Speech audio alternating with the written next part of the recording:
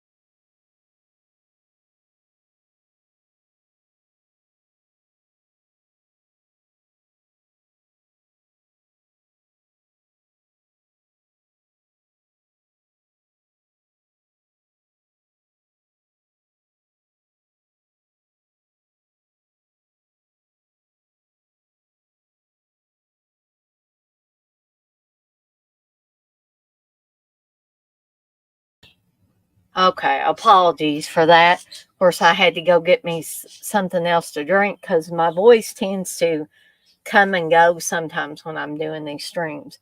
Uh, and it's hot back here again.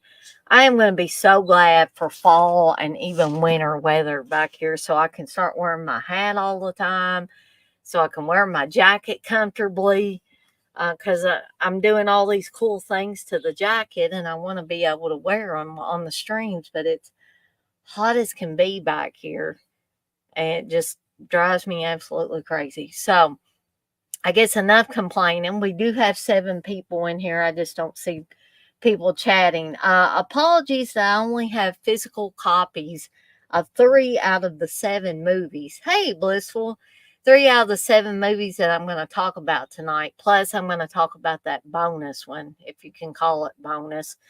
Um, but I will try to show like a movie poster or some kind of visual for these movies that I don't have physical copies of. Okay, so let me see if I can find a visual for the first film I'm going to talk about here. Give me just 1 second.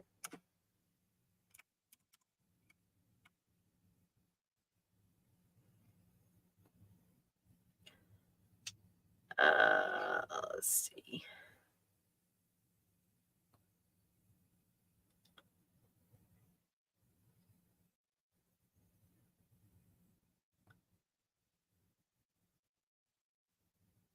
Yeah, probably. Evidently, there were VHS tapes of this. Thorny EMI, I guess, or Thorny EMI HBO video. Let's see if we can do this. There we go. This is actually a cover of the VHS tape that I'm going to share with everybody.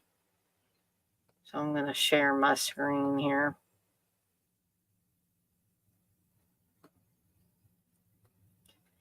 So, the movie, of course, I'm talking about from 1980 is The Babysitter.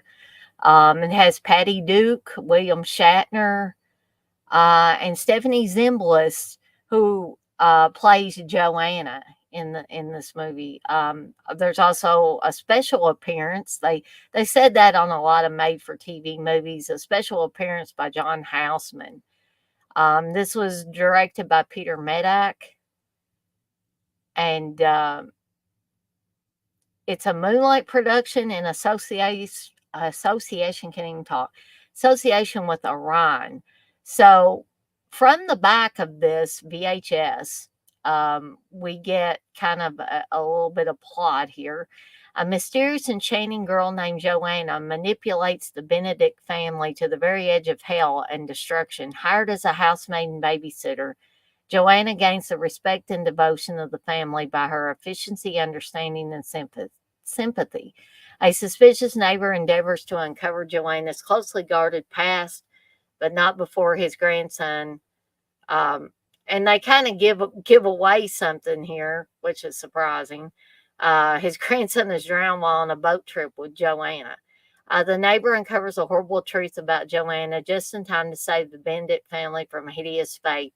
This mystery suspense thriller is sure to keep hearts pounding. Now, I, of course, when I when I saw this movie for the first time, um, I did not. I hadn't read anything about it or anything like that. Um, I just merely, I think, was channel surfing and discovered this thing. And it starts out kind of creepy.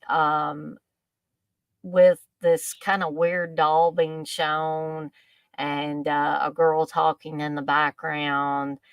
Um, and then we're introduced to Joanna. And the daughter of Patty Duke and William Shatner in this movie seems kind of bratty and stuff, but she's not so overly bratty that you don't like her at all. But of course, it's one of those things where nobody believes her at first. At first, she likes Joanna, and then she discovers that Joanna has a dark side. And of course, she's trying to tell her parents and anybody else that will listen that Joanna is not what she seems to be. Um, the the one scene that has stuck with me over the years with this movie is the scene where I forget exactly who goes to the house, but someone goes to the house of the family that she used to um, be a babysitter or a nanny and a housekeeper for. And thank you, Blissful. Blissful says, please hit the thumbs up. Thank you. Um, but they go to the house, and it's discovered that the family, she said the family went away, and basically she lost her job. The family moved out of the country or something to that effect. But the truth of the matter was, she killed the family and wrapped them in plastic and had them in their beds, I think. And she would go back to the house and talk to them. So it was one of those things where she was evidently very mentally disturbed and had become obsessed with this family. And I think they actually were going to leave, and she just couldn't stand that. And so she ended up killing them and trying, I guess, the best way she knew how to preserve them in her house. And I think this is what she was essentially trying to do to the new family, the Benedict family. Um, but it has other kind of tropes of like, it almost seems like there's a hint of of Joanna possibly being a lesbian, or maybe she's just using that to manipulate Mrs. Benedict, Patty Duke's character, because she caresses her face at one point. And granted, this is a made for TV movie, so they couldn't really go that far in that direction with it. Um, there's also a hint that well, maybe not a hint, but she's coming on to William Shatner's character, um, and kind of playing one of the wife and the husband off of each other, to try to draw a wedge between them. And then she tries to manipulate them into not believing their daughter whenever she tells them, Joanna's not what she seems. She had a party here and spent the whole time making out with some guy and neglected me and all of that. It seems really the only one that has got a handle on things is John Houseman's character in the movie. He never trusts Joanna, um, and kind of vows to uncover her, whatever the dark secret is that she has. Coco, you say I've not seen this. I did see that a movie with the same title came out a couple of years ago. I wanted to watch it, but never did, and forgot about it till now. So this one's really good. I don't know if I've seen the one that you're talking about that came out a couple of years ago, though, Coco. But I will say that the Babysitter from 1980 is really good. Um, I think at one time it was on YouTube. So if it is still on there, you should be able to watch it. But I'm going to stop sharing my screen there for just a second. I am, in fact, going to see if this is on YouTube. Because, a lot of people check YouTube for these types of movies, um, especially the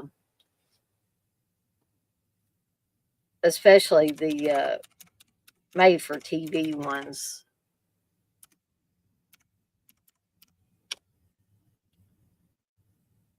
Yep, and it is indeed um, on YouTube, and I'll put the link. There's actually a couple of copies of it. So I'll put one of these in the chat in case some of you want to go check that out. This has always been one of my favorites as far as TV movies from the 80s. Okay. So the next one I do have a physical copy of. This actually came out on Blu-ray around 2011 or so. And that's Dark Night of the Scarecrow. And this has got to be one of the best made, best looking made for TV movies that I've ever seen. And it still looks good. I mean, I'm sure they remastered it and all that stuff for the Blu-ray. However, sometimes other things that I've seen that have been remastered don't look nearly as good as Dark Knight of the Scarecrow. Um, so Larry Drake is on this as Bubba, a uh, mentally disabled, I guess would be the best way to put it, young man who is kind of bullied and picked on by the members, a lot of the male members of the community. And it seems basically his only friends are his mother and a little girl in town, or a young girl in town, who being mentally disabled, he pretty much has the mind of a young child. And so he like he likes playing with Mary Lee, and they pick flowers and stuff like that. And Mary Lee gets attacked by a dog when she goes in someone's yard um, one afternoon, and Bubba brings her to her house, and the mother opens the door and he's like, Bubba didn't do it, but of course they think that Bubba did do something, that he attacked the girl, possibly may have molested her or anything. um so basically a lynch mob by a lot of the male members of the community go after Bubba. And his mama tells him to go hide in the cornfield and hide in the Scarecrow costume, basically. But they still find him and they murder him, essentially. And a little while after that, um, some of these people start getting killed off. These people that did this terrible thing to Bubba. And one of the most cringing scenes in this, that with me being as claustrophobic as I am, it's very, very hard for me to watch.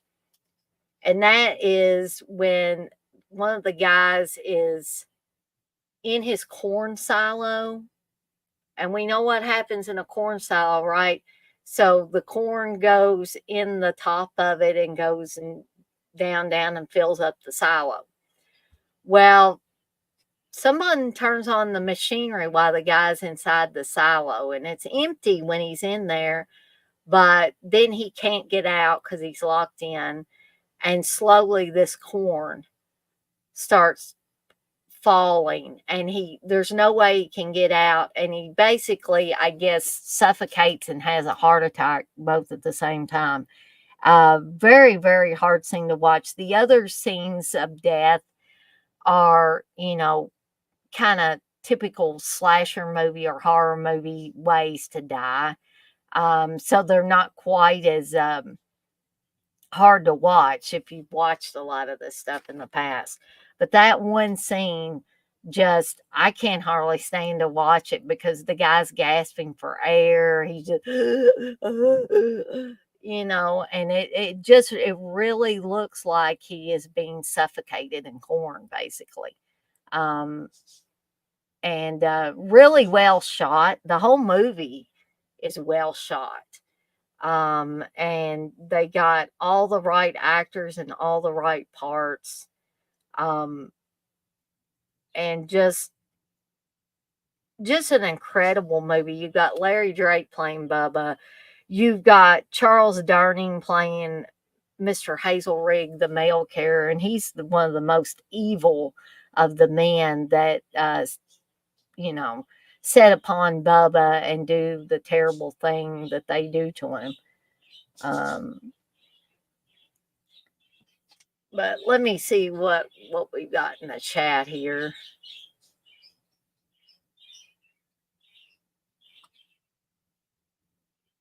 Coco, you say, "Oh, cool, I may watch tonight, or in the wee hours in the morning because I never sleep." Well, I hope you get some sleep at some point because I've went through spells where I didn't get much sleep or no sleep, Coco, and it's rough, really rough. Coco says, "Excuse me there, let me compose myself." Hey, Darren.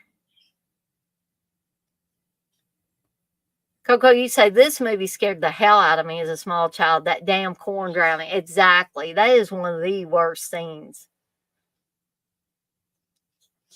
Liz, what you say? Claustrophobic, so the world unite outside in the open. I agree, Darren. This was good enough for a theatrical release. Very, very well made. Um, and it's not overly long, 96 minutes, um, but an hour and 36 minutes. And I have not heard anybody that has seen this movie, excuse me, say anything bad about it. However, Dark Night of the Scarecrow 2, which you can find on YouTube as well, I believe, and Lord help me, I tried to watch that movie and it just ain't good. I'm sorry, it's just not. So if you want to see a really good film with Dark Knight of the Scarecrow in the title, watch the original one. I don't know what happened with the second one, but perhaps too many years had passed or whatever. But it ain't good, guys and gals. It ain't good. But this one's excellent. I highly, highly recommend it. Yeah, that is a kick-ass cover. I really like that.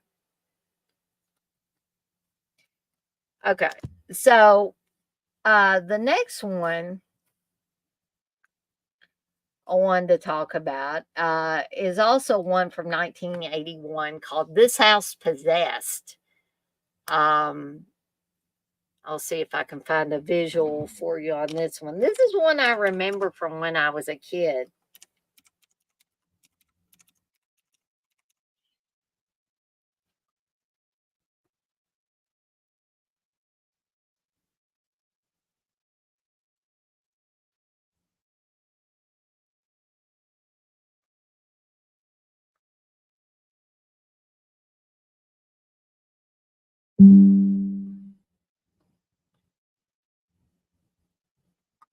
Uh,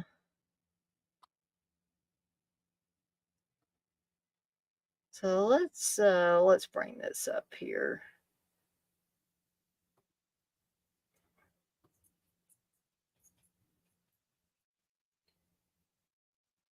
Hold on a second here. We'll share the screen again.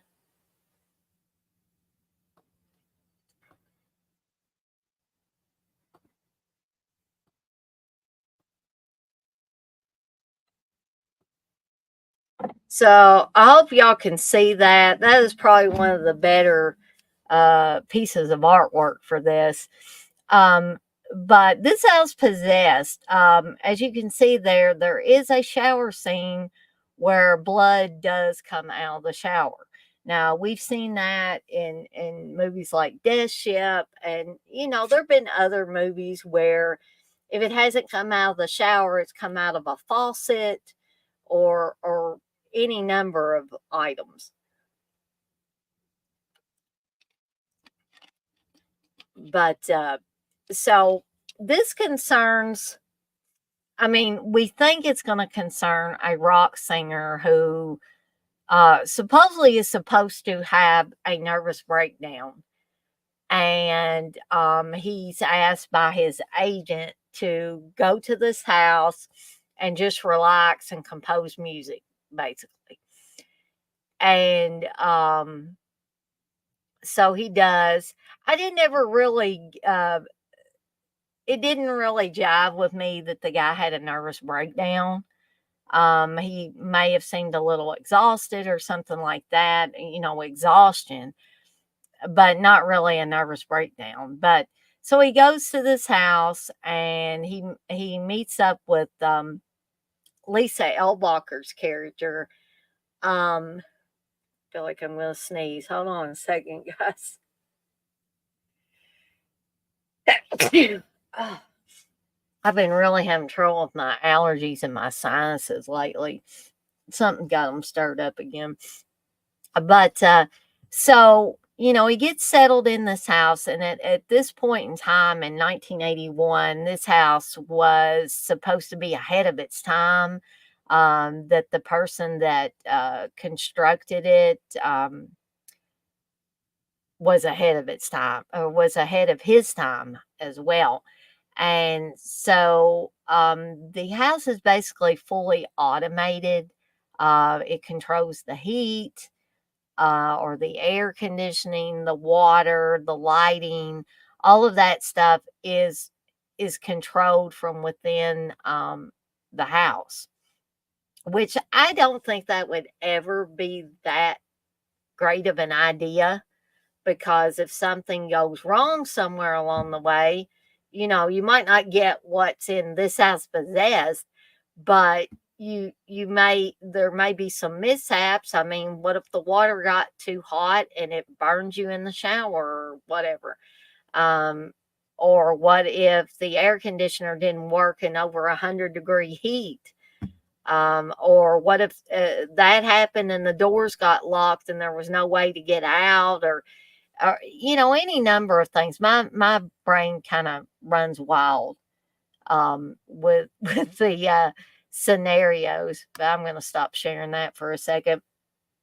And so, at first things seem okay, but then as more people start showing up at the house, like a girl that I guess you could call her a girlfriend comes to the house. She's the one that I think she gets scalded in the shower, but also blood comes out of the shower head as well.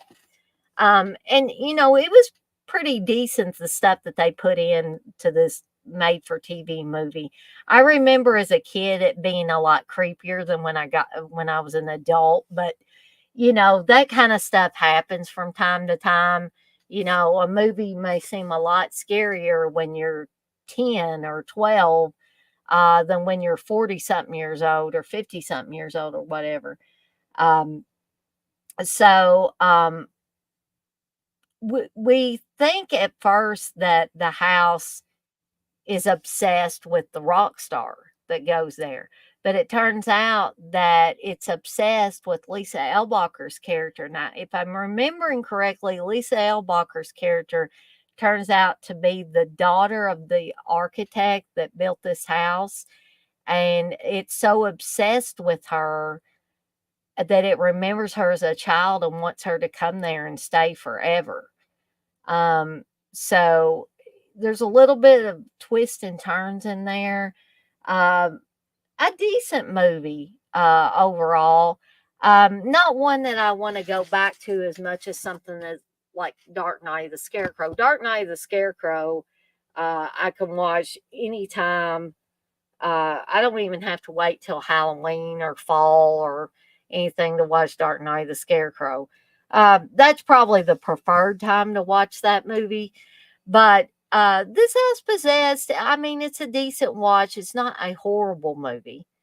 And I think probably the big reason why I included it on this list of movies tonight was the nostalgia factor again, that I remembered watching it when I was a kid. Like I said, it seemed a lot creepier when I was a kid. And I'm gonna see too if this is on YouTube, and I will put that link in here in the chat if it is, in case there are those of you that want to watch it. Because a lot of this stuff, unless you could keep it on, uh, or you could get it on TV, uh, and indeed this one is on YouTube. A lot of these you can't get on video or anything unless you were to find one on eBay, which a lot of this stuff may go for quite a bit. So here's the link to watch This House Possessed on YouTube.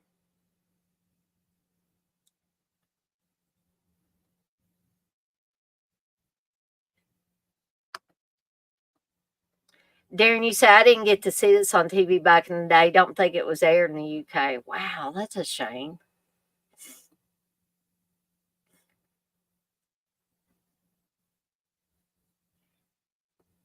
You say, yeah, we missed out on a lot of good stuff.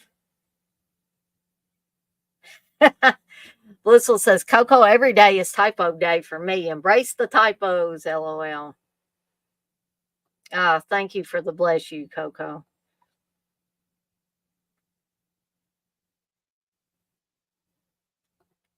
Hey, David, you say, I'm not really up on my 80s TV horror, but the Hitchhiker theme used to freak me out big time as a child. Yeah, that Hitchhiker theme, David, was very odd and unusual. So I could see that. Blissful says, Darren, now you're sharing and helping people find and enjoy all the movies you couldn't watch. That's awesome.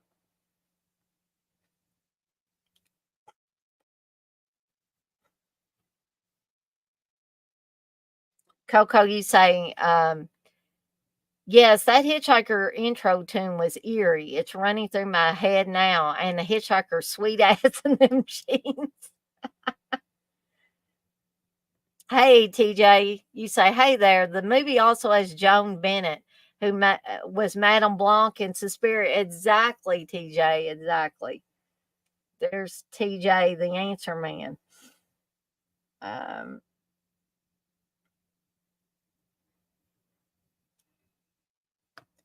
Blizzard, you say, I was looking for made for TV movies. So many playlists with just horror 70s and 80s. Yeah, I'm discovering that too when I'm going back and trying to get lists together for these shows. Blizzard, you said with the 80s, I'm like, where was I? Okay. So, moving on to 1982's Don't Go to Sleep. Now, here was the coup de grace of movies that pretty much, believe it or not, some movies did creep me out or terrify me when I was a kid. And Don't Go to Sleep, ah, that scared the shit out of me. Sorry if y'all saw me jump. Um, my keyboard is running low on battery power now. I'm gonna have to charge it again. Maybe the battery's been running down on this thing very, very quickly lately. Sorry, guys, I have to pause and do this, but otherwise, it's just gonna keep doing that. And I don't know why I'm so jumpy anyway, but sometimes every little noise will make me jump.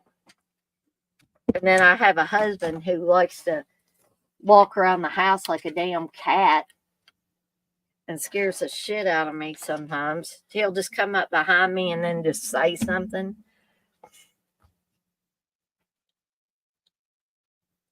Blissful, you say, don't apologize. You're keeping with the hard thing. Yeah, kind of. So don't go to sleep. Unfortunately, I don't have um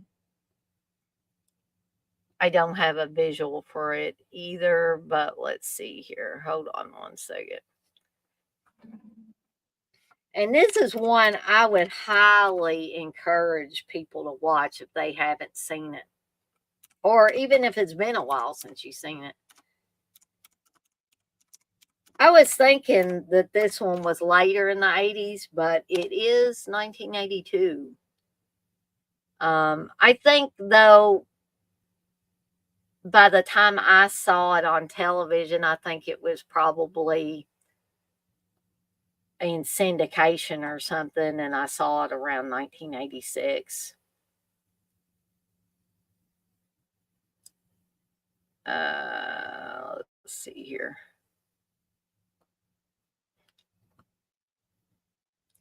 So let's share the screen again here.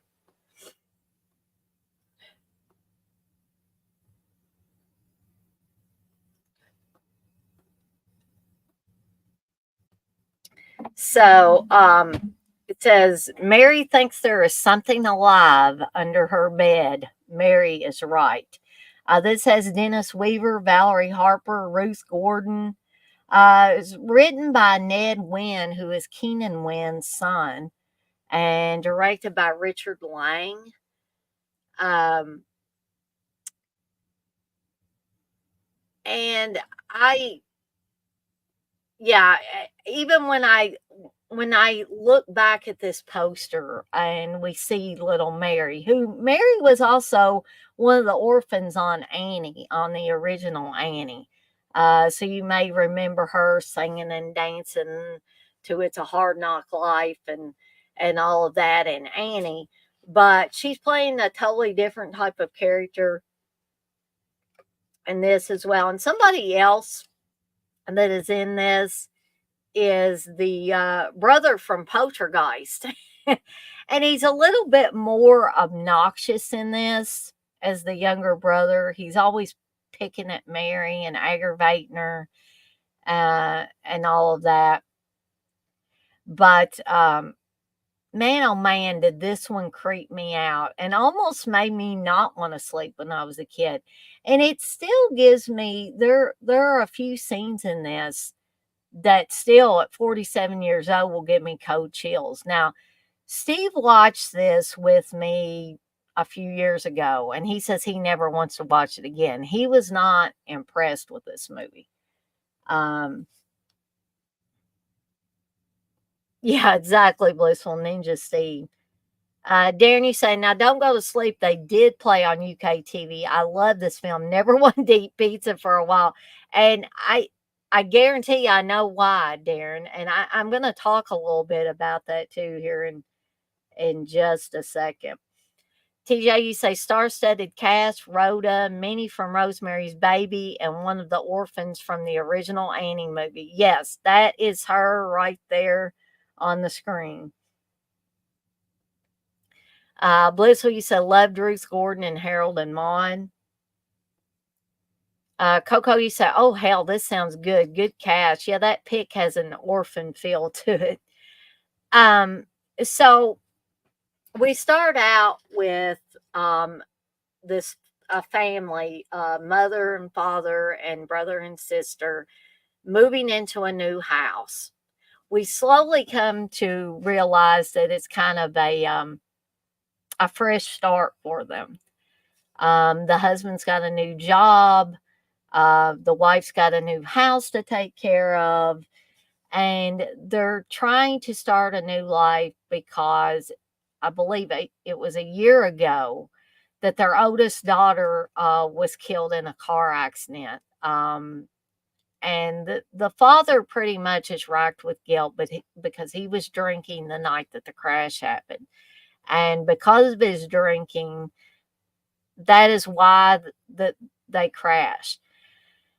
But we slowly come to realize that Mary's also got a lot of massive guilt, because we see through flashbacks that Jennifer, the older sister, would have lived had Mary not tied her shoelaces together. But she did this because she was always jealous of her sister.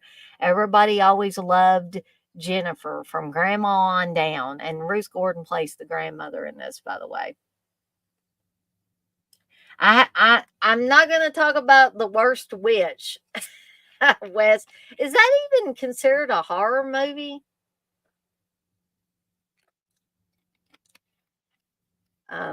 But so anyway, we discovered that when they wreck the car, or when the father wrecks the car, everybody else gets out of the car before the car bursts into flames. But Jennifer cannot, because her her shoes are tied together, and she is unable to get out of the car. We also see a really quick scene of Jennifer begging Mary to help her, and Mary just slams the car door and runs away. Now, it's probable that Mary did not know that the car was going to burst into flames and kill Jennifer. but it's also possible that she could have known that something bad was going to happen. So, um, once they've been in the house a little while, weird things start to happen. Mary hears a voice saying, "Mary," it sounds like somebody's talking and the wind's blowing and stuff. It's actually really creepy. And so one night her bed catches on fire, and that you see the parents like looking around the room to try to figure out what could have caused the bed to burst into flames. They find out that there's a faulty plug on a lamp, and they just assume that that's what it was. So Mary goes on and on. She hears this voice just about every night. And then finally, she can't take it anymore. And she just kind of gets under her bed because that's where it seems that the voice and all that is coming from. And she says, "Okay, kill me." And she rolls over, and Jennifer's there. And Jennifer starts coming back every day to play with Mary. And then she starts telling Mary, no one else in the family wants us to play together, Mary. Um, it starts out with the grandmother. You know, grandmother's mean and she doesn't want us to be together. If you want us to be able to play together, you got to get rid of grandma. So someone ends up putting the younger brother's iguana in grandma's bed one night and causes her to have a heart attack and die. Then it's the brother. She says, Jennifer says he snoops and he spies and he tells. We got to get rid of Kevin. We've got to get rid of him, or he'll keep us from being together. So Mary and Kevin are playing frisbee, and Mary throws the frisbee and it lands on top of the roof. So what does Kevin do? He climbs up on the roof. Someone opens the window out and knocks him off of the roof. And the setup is great because it is a TV movie. You're not going to see the kid go splat on the ground below the house. Okay. So what they do is they have somebody getting I believe a watermelon out of the refrigerator. So when he smacks and hits the ground, that watermelon falls on the kitchen floor and kind of busts. So you've got those two things happen simultaneously that really seems to work. And so some people might be a little bit irritated by the obviously alcoholic father whining and crying around. And there's a scene where Dennis Weaver and Valerie Harper are kind of just throwing pot shots at each other after Kevin gets killed. And it's almost seems like a couple of young kids just throwing insults at each other. And this is the one scene that I hate Valerie Harper in, because I could understand if a couple had lost two children, how upset and heartbroken and devastated they would be. But Valerie Harper goes into this thing where she's like, because I can't do it. And it's just super annoying, her voice. But that's the only scene that really bothers me or irritates me. So other than that, it's a lot of really creepy scenes. So eventually it's down to just Mary and her mother and father. And so Mary has washed her hair and she's standing there drying her hair, and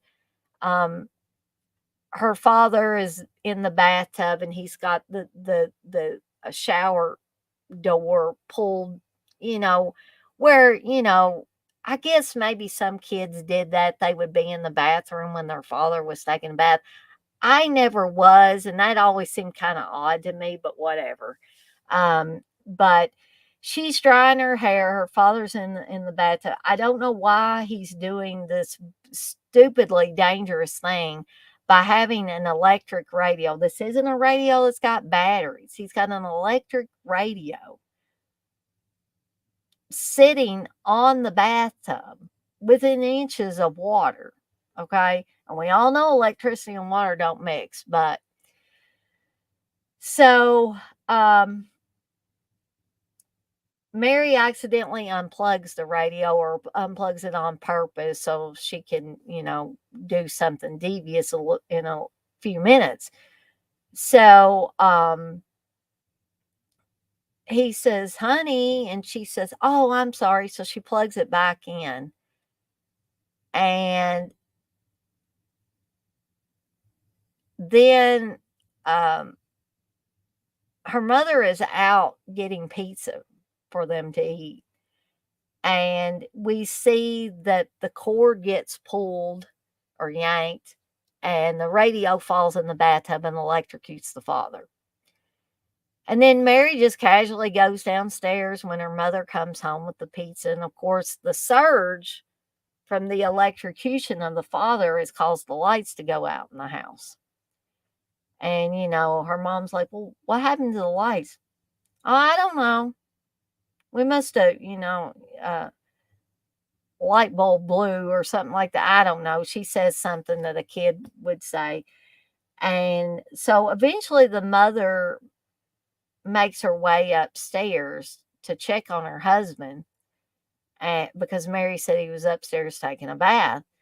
And she leaves Mary with the pizza cutter to cut the pizza.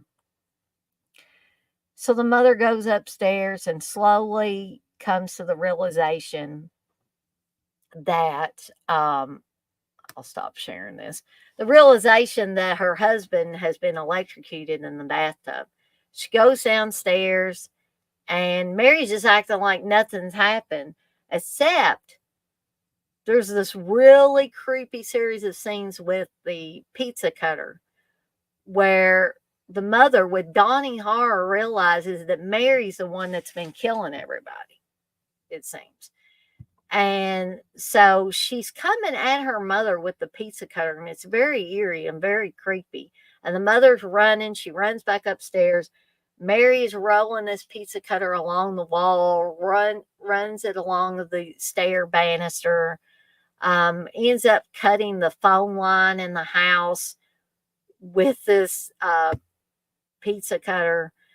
Um, the mother ends up falling down the stairs, but still manages to make it out to her car and just leaves Mary standing there with the pizza cutter, with a blank look on her face, and goes to the hospital. And there's a psychiatrist that they've been sending Mary to over the course of the film, because they're worried about, how she's handling her older sister's death. And so the next scene we see is Mary's in a straitjacket. Her hair's still all messed up from her washing it.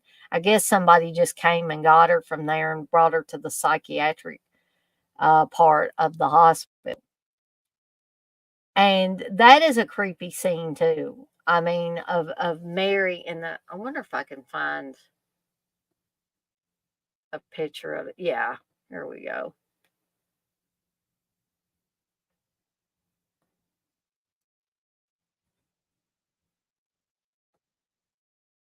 All right. So let's do this for the benefit of those of you that haven't seen this movie.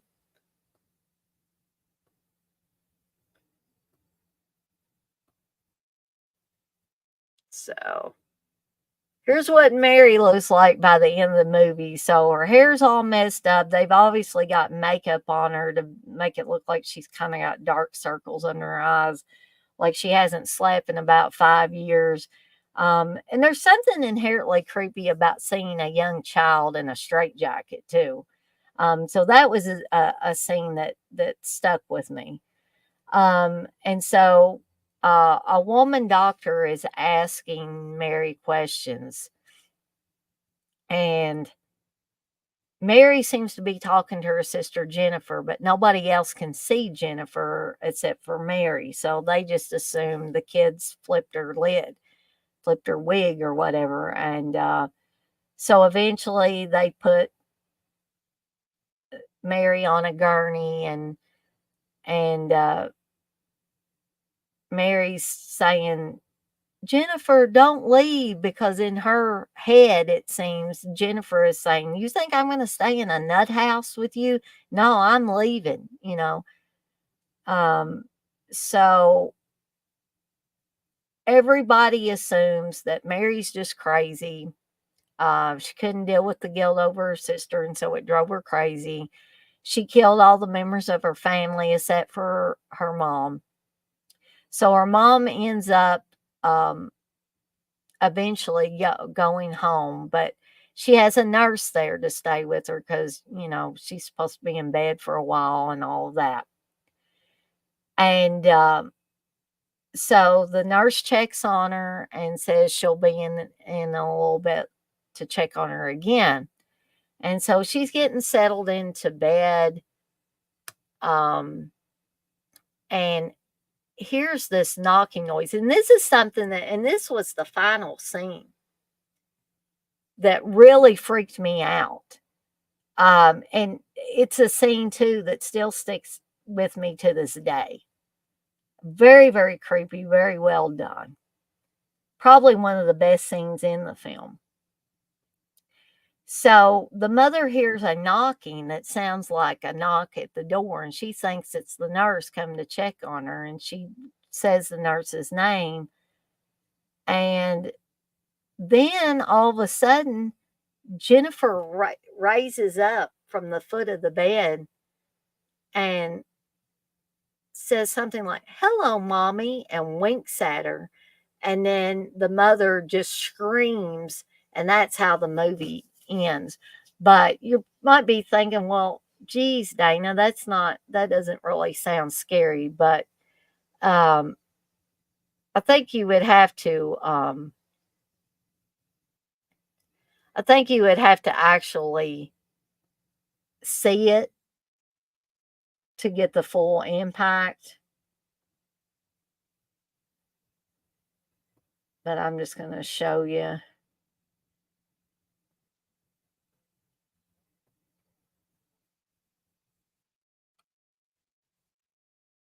Now, I'm going to try to. There we go.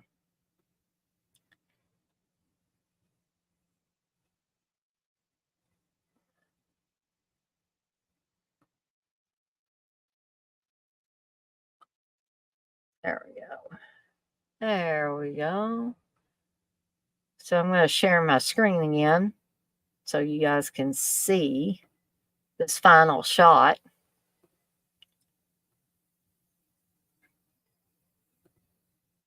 So there you go. That is the final scene of Jennifer. And that is that is one of the most creepy ass shots I have ever seen.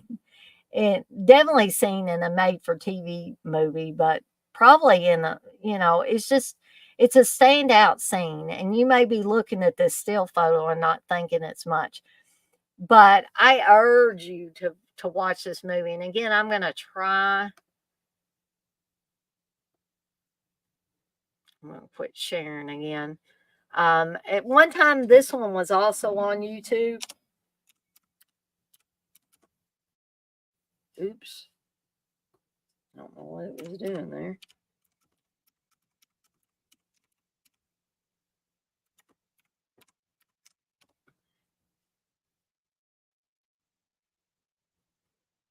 Yeah, here it is.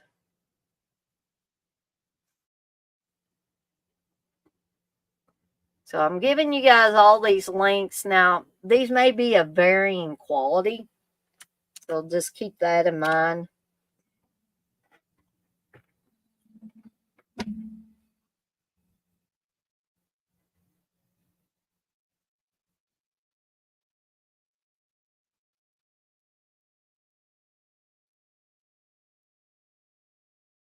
Let's see.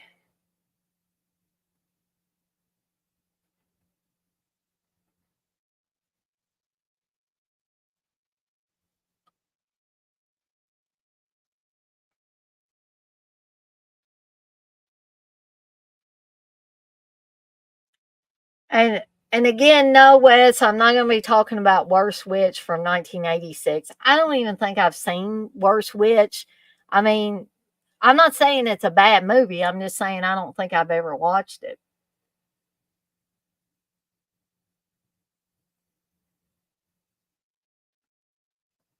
Blissful, you say, TJ, I think each scary movie holds a fear trigger for any age.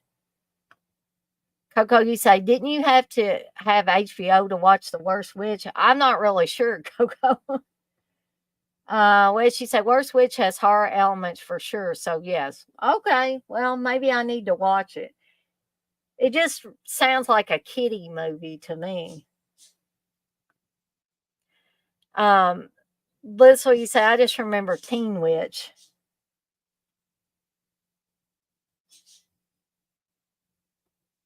Coco, you say, my second grade teacher, Mrs. Mackey, the best, showed us The Worst Witch.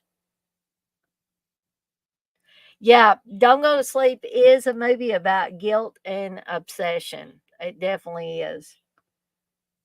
Uh, if Vinegar Syndrome released Don't Go to Sleep, I didn't know about it. Or I would have definitely picked it up from them.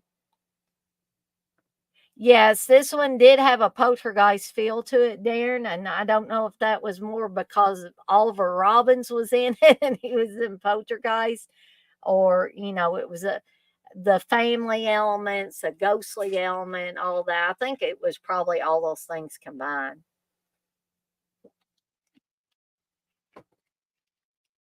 Okay, Wes, I got you. You say, to me, The Worst Witch is a Halloween staple. Well, maybe I can, find a copy of it to watch. Hey, Brian, you say Evil Dead chick, blissful unseen, just stopping by for a sec to show support. Need to lay down, have a great stream. Well, thank you, Brian. You're probably done left now, but if you watch this on the replay, thank you so much. Coco's sassy tonight. She says, top that. I don't really give a shit about trying to top that. Hey, X-Ray, you say watermelon, Steve's favorite midnight snack. No, actually, Steve doesn't like watermelon. You talking about Don't Go to Sleep, Blissful? You say I need to watch this movie. It seems like I've seen it before, and you may have.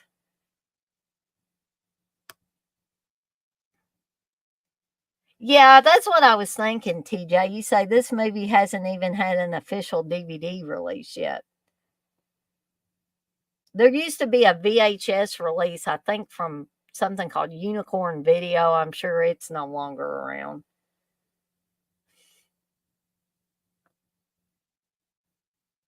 Well, she said a lot of these old TV movies are probably lost if they've never had a disc release at this point. Well, she said, where's the Dennis Weaver's missing tooth? Coco, you say something about a grown man in the bathtub grosses and creeps me out. TJ, you say in the 80s people didn't care about electrocution. True story. Wow. Darren, you say, I think this would be a fairly big release if someone got a hold of it. Nostalgia sells. Yeah. If it isn't truly lost, like Wes said.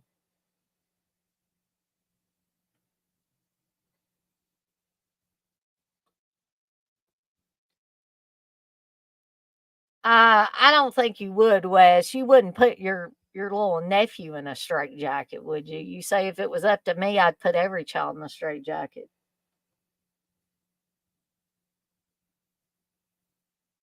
Hey, Undead of Night, you say hi, Dana, in chat. Watched this movie on YouTube last year.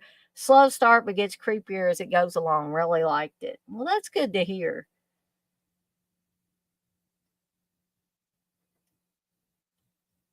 Uh, Wes, how would you know? There were so many damn people uh in that chat, that stream last night, that you probably didn't get a chance to see half of those birthday wishes. I saw quite a few in there. And how would you know that the people in here didn't wish him a happy birthday?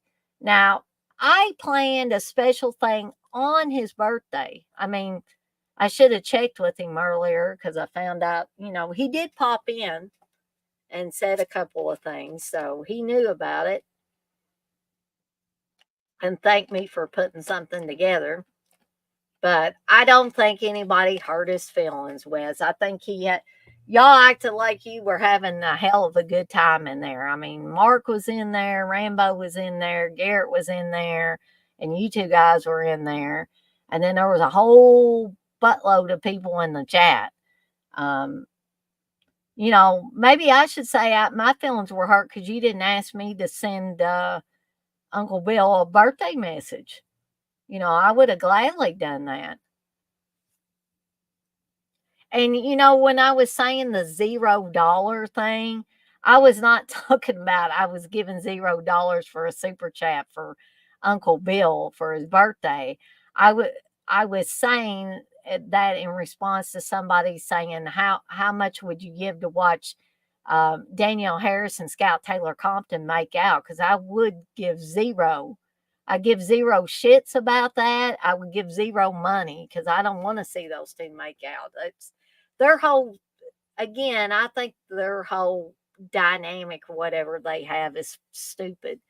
I used to like Danielle Harris, but now she wants to get with Scout Taylor Compton and talk about farting in a jar or whatever the hell it is that they want to talk about and sex stuff. So, anyways,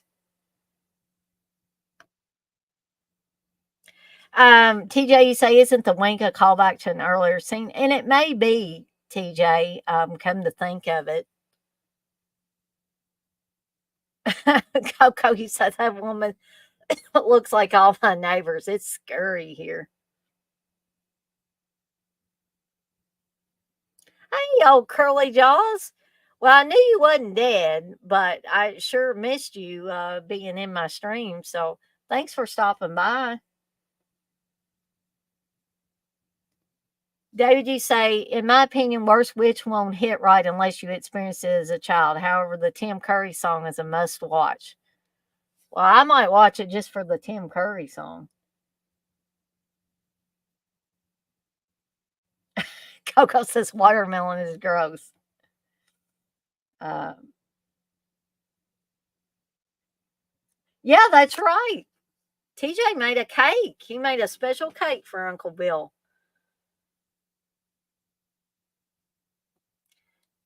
I talked to Uncle Bill late last night through chat, and his feelings was not hurt, Wes.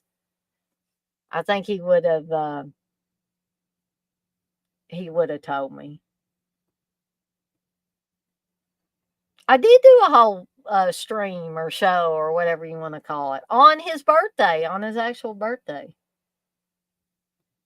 Oh, so you're saying because I did a whole show, you didn't think to ask me to do that? Okay, I get it.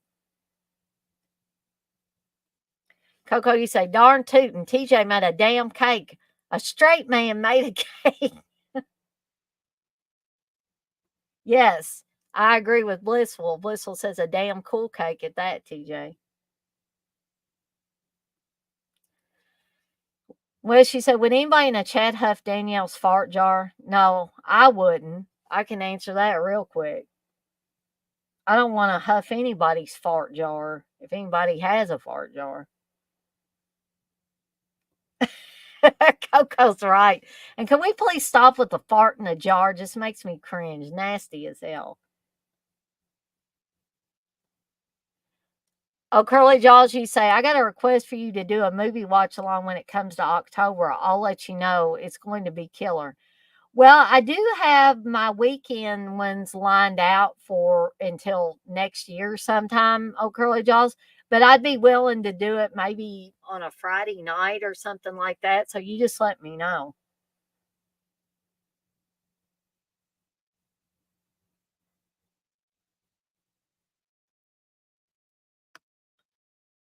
Unseen said, everyone said happy birthday here last night.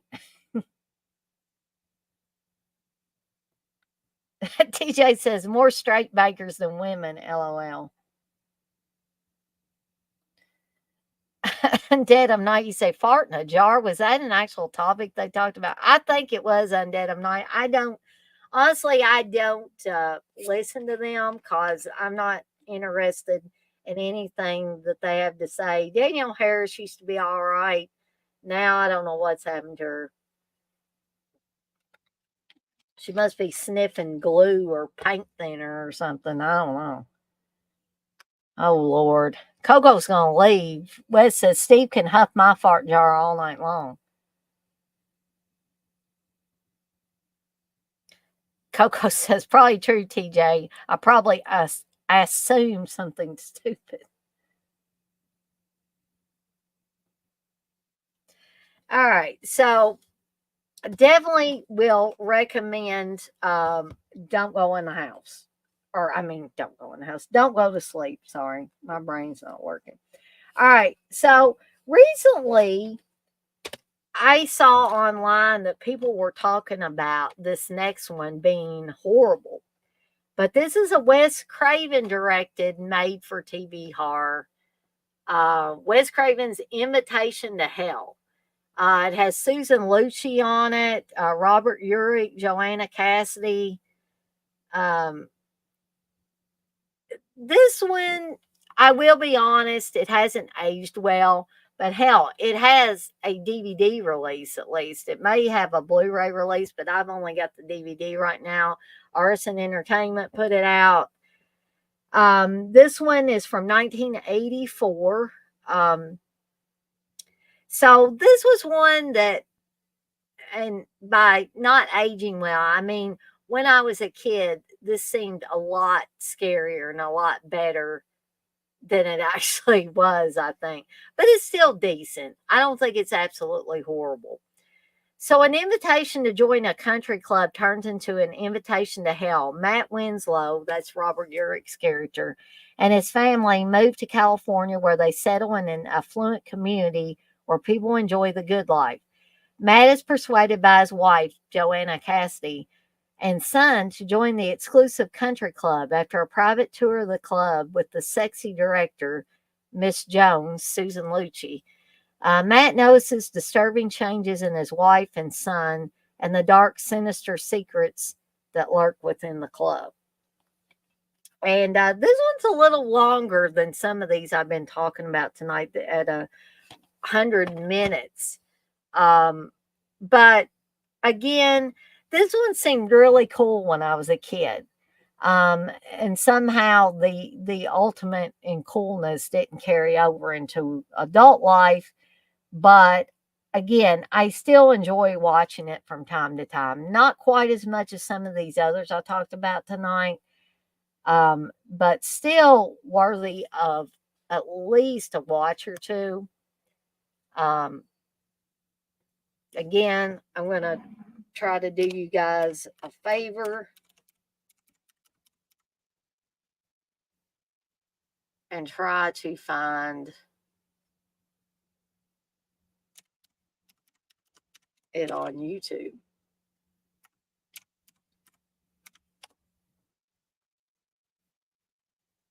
And again, you can, I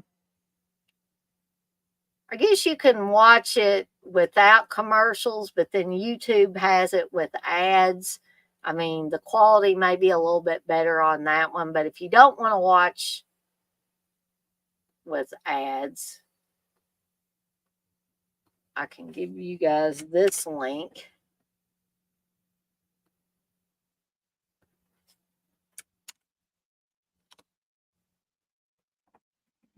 So there's the link to Invitation to Hell from 1984.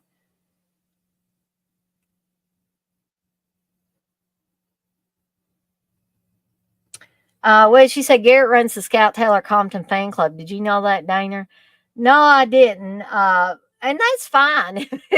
If really, if Garrett is running some kind of fan club for Scout Taylor Compton, more power to him. I just don't like the girl. I don't like her acting. I don't like her personality. I don't like anything about her. But, if other people do, more power to them. Wes, she said the worst Wes Craven TV movie is Chiller. I don't think I've watched that one. Liz will say you remember this one. Coco, you say Susan Lucci just makes me think this movie's got to be pure cheese. In a lot of ways, it is, Coco. I ain't gonna lie. Coco, you say I couldn't even get through Chiller. Um, so again, when I do these, I don't talk a whole lot about the movies because I really want to keep these at an hour or a little over an hour.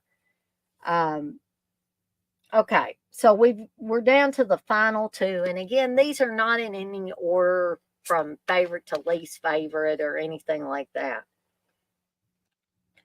But this one I have a visual for, and I haven't watched this with in a while, but I do remember it being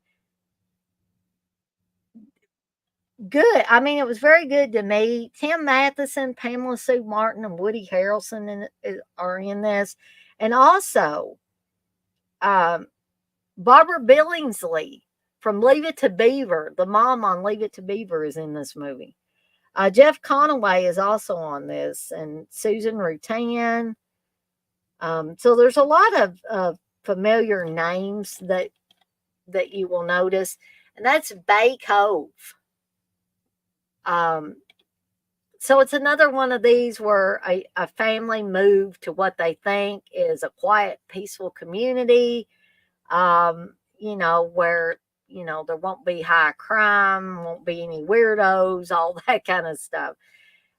So Linda and Jerry LeBon moved to the quiet and peaceful community of Bay Cove. They welcome the town's centuries-old charm, virtually untouched by the conventions of modern life. But something is different about the small village. Something dark is lurking in the shadows. As Linda begins to explore, she discovers that all of the townspeople are members of a deadly witches' coven. And as they await the reincarnation of their leader at the next full moon, they are searching for their next human sacrifice. So, yeah, this is a pretty decent little film. Has some creepy moments in it, if I'm remembering correctly, and I think I am. And I definitely want to go back and watch this one again in the very near future. And here's something interesting from the executive producer of Unbreakable and Batman. So take that into account. But let's see if Bay Cove is actually on YouTube. And this Bay Cove is from 1987, by the way.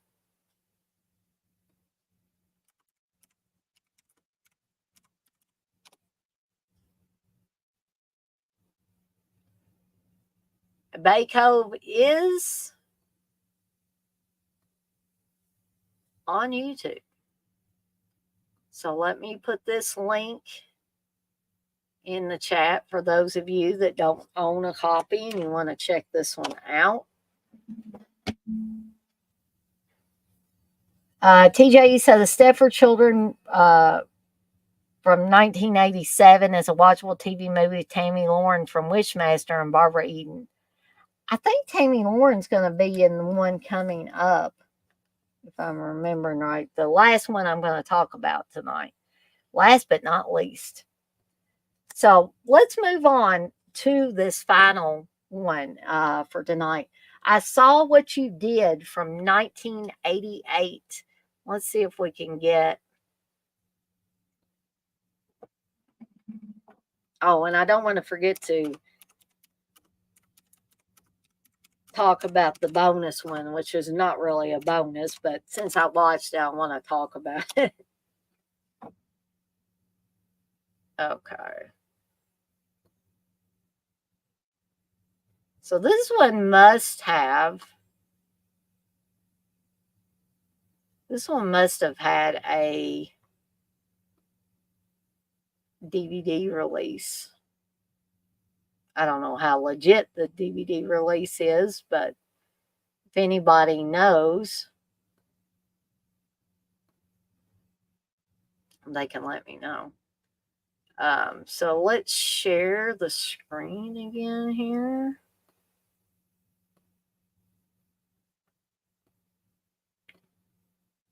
So this is I saw what you did. And I do believe, yeah, Tammy Lauren is in this. Shawnee Smith, Tammy Lauren, and Robert Carradine, and I think a young Candace Cameron plays Shawnee Smith's younger sister in this, if I'm remembering correctly. So, yeah, this one, I really like this one, and this is a remake, sort of, kind of like a loose remake of the 1965 film. I Saw What You Did, um, which I have seen as well, and I like the older one too. But I think that this one from 1988 kind of expands on the story and makes it slightly more creepy. Um, so I'm going to stop sharing that. Uh, so it starts out with some prank calls that the girls decide to. Actually, Tammy Lauren is the one that comes up with the, prank calling idea. And Fred Walton directed this. And what else did Fred Walton do? He, of course, did When a Stranger Calls, right?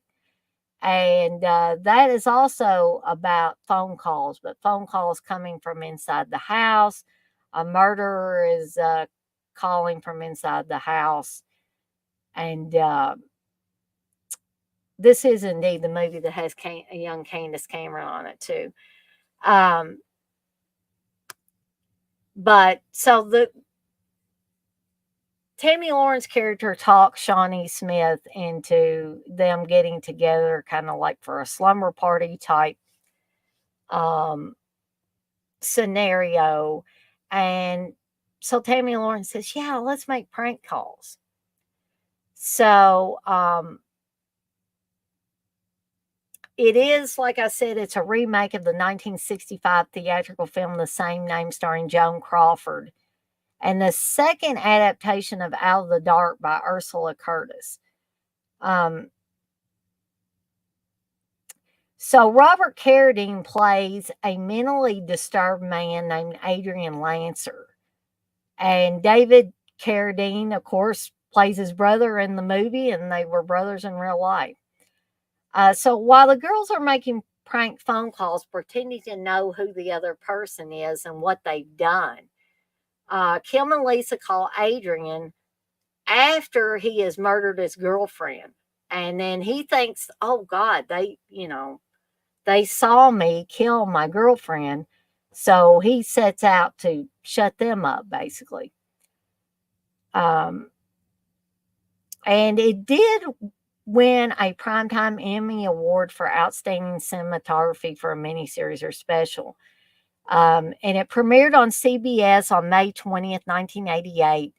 This film was the second most viewed program at the time of its airing. It received mixed reviews from critics. So,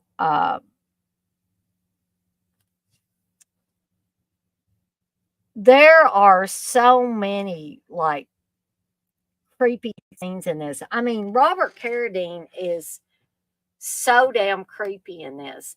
And some of you might be thinking, yeah, but he was in Revenge of the Nerds and all that stuff. How could he do it?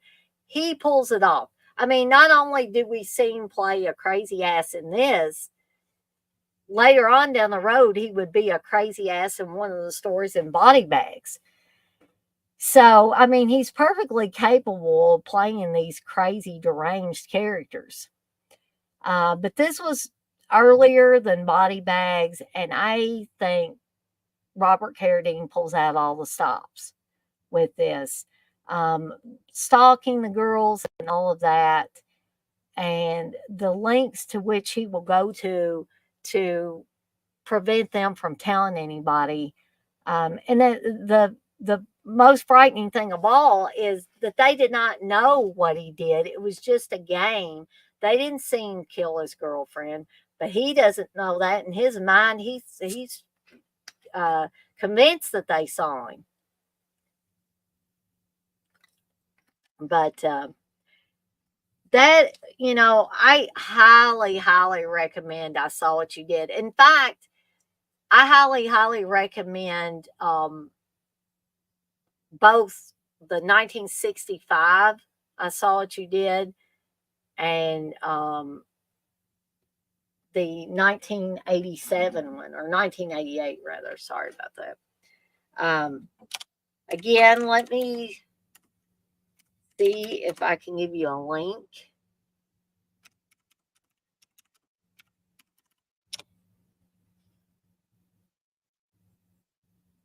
And again, we do have it.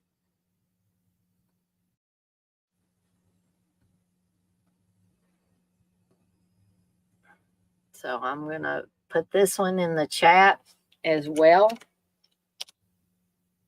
If you've never seen it, if you've never seen the 1965 version, I would highly recommend it as well. Do a comparison. Get the 1965 one or watch the 1965 one.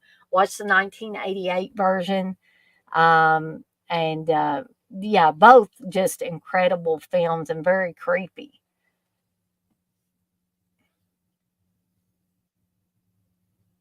Coco, you say, oh, babyface Shawnee. I thought that was her. Hey, Russell. Russell, you say, hey there, horror fans. Russell, you say, It with Tim Curry is a great a two-part movie. Yes, it definitely is. When I get to the 90s ones, I'm probably going to be talking about that.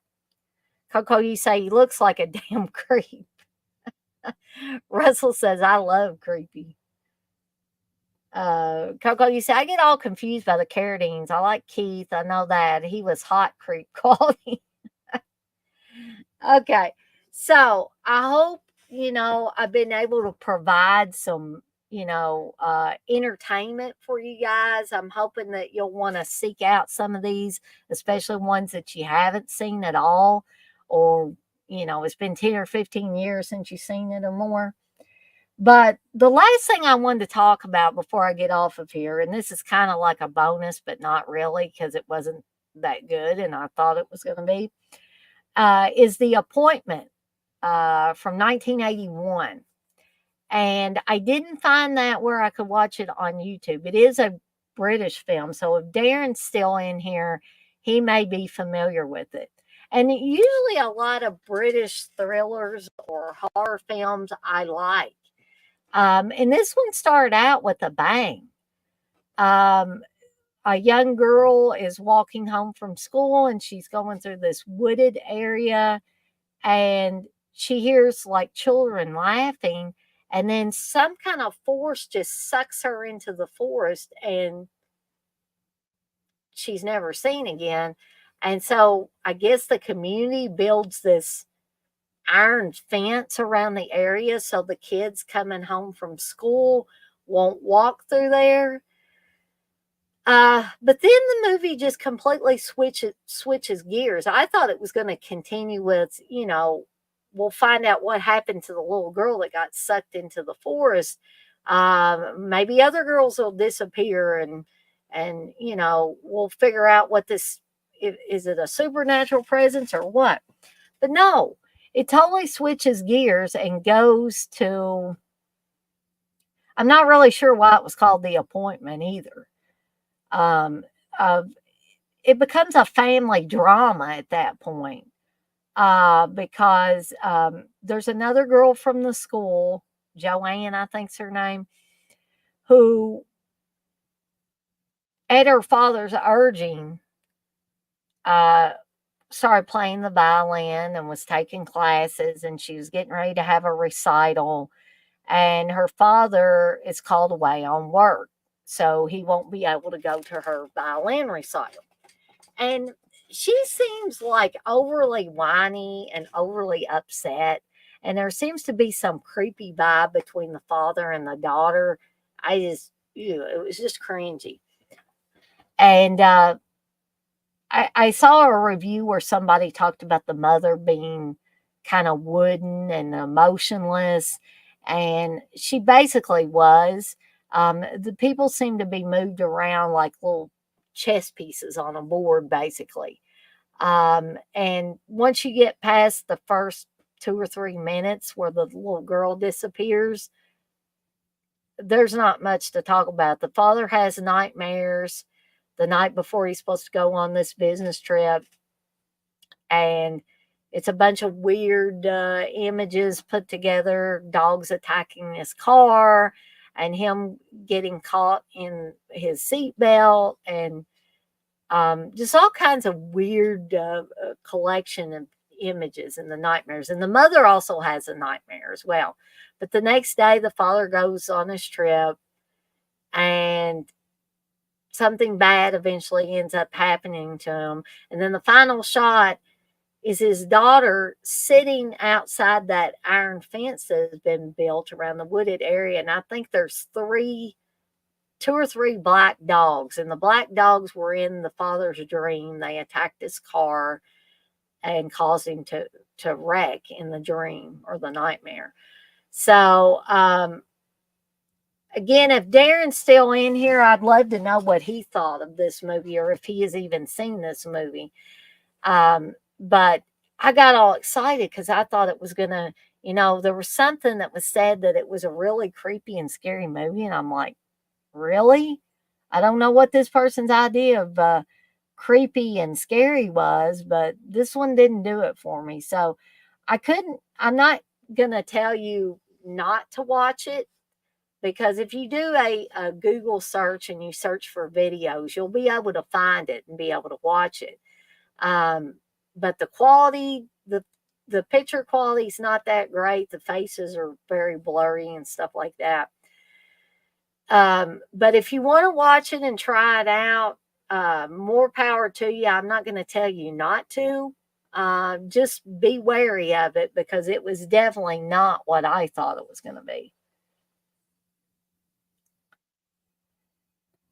Russell, you say Keith and David were in Mean Streets with De Niro and Keitel. I have Mean Streets, but I don't think I have watched it yet. Thank you, Coco. You say good show, Dana. Thanks for the links. I want to check out the movie with Orphan with a creep or whatever under her bed. Yeah, definitely check out Don't Go to Sleep, Coco. I mean, check them all out. All of them that I actually gave links for are decent watches, in my opinion. Coco, you say, surely I've seen Mean Streets. Liz, what you say? It seems like Mystery Science Theater or Riff Tracks did that movie. Which one? The Appointment, Blissful, that I was talking about? Well, they probably did, if that's what you're talking about. But so I've been on here an hour and a half. I've been on here the length of a regular length movie. I didn't really intend to be on this long, but I kind of got to talking about a few of these movies a little more than I had intended to, I guess. So be on the lookout tomorrow for an early Friday stream. People have seemed to, for whatever reason, they like me coming on and being like pop up Dana and doing these kind of pop-up streams here early in the afternoon on Fridays when I get off from work early. So we got that coming up. I don't know what I'm going to be talking about. Excuse me yet. When I get my Temu order in, and if Wes is still in here, I know they accuse Steve of like trying to copy off of something that they're planning to do. I don't know if they were kidding or not. But I certainly am not trying to copy anything that Dead Pit may be planning. But when I get my Temu order in, I'm planning on doing like a Temu haul unboxing or unpackaging. And so that will be upcoming whenever I get my order in. And then Saturday and Sunday, of course, will be the watch alongs. Pet Cemetery is Saturday. Fast Times at Ridgemont High is Sunday. Both of those will be starting at 7 p.m. Eastern Time. Well, thank you, Blissful. Blissful, you say, Dana, awesome live. I have more movies to watch. Love this. Well, that's part of the reason why I like to do these things is to either introduce or reintroduce or, just like you said, give people more things to watch. Good night, TJ. Thanks for stopping by. Coco, you say Mystery Science sounds good right now about now or after Seductive Poison. Coco says, TJ, get in the kitchen and make me a cake. Okay, guys and gals, it's been fun, but I got to get out of here for the night and try to get some rest for work tomorrow. So, as I always say, I'm going to skedaddle on out of here for the night, and I will see everyone on the flip side. Y'all have a good night now, and I'll see you next time.